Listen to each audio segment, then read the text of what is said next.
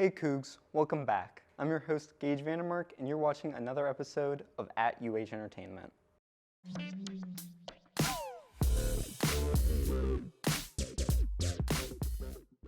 Sparks were flying in Kansas City as Taylor Swift made an appearance at the Chiefs vs. Bears game last Sunday, seemingly for Travis Kelce. Kelce has been publicly pursuing Swift ever since the singer's relationship with Joe Alwyn was announced over. In a recent interview addressing rumors that they were dating on the Pat McAfee show, Kelce said, quote, "I threw the ball in her court," end quote. Asking you shall receive, I guess, because Swift was seen on Sunday rooting him on in a box with his mother Donna.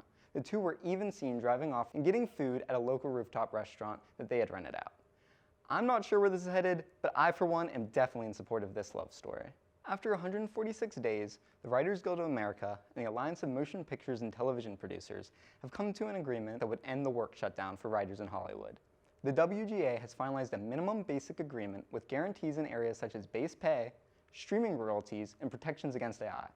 This strike, which has been in effect since May, has effectively shut down any production and development, and with this news comes a plan to get back to work. With the full contract release, the writers will have a voting period where they will decide whether or not to ratify the contract. During this time, all members are allowed to work despite their decision. This looks like great news for the writers and hopefully a sign of what's to come with the Actors Guild and their continued strike. Speaking of writing material, comedian Hasan Minhaj has been accused of fabricating many stories of prejudice as a result of his Muslim beliefs and Indian descent. One specific case involves Minhaj reciting a story in his comedy special of threats that he had received from his coverage of Indian Prime Minister Narendra Modi. He claims in the special that an envelope was sent to his house filled with a potentially dangerous powder that spilled onto his daughter, prompting Minhaj to race her to the hospital.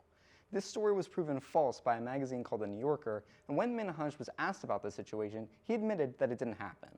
Many fans feel betrayed by this attempt to fictionalize injustice, but the question is whether Minhaj's intentions were to raise awareness about this kind of injustice or just further his own position. That's all we have for you today, Cougs. Thanks for watching another episode of At UH Entertainment. I'm your host, Gage Vandermark, and we'll catch you next time. Bye!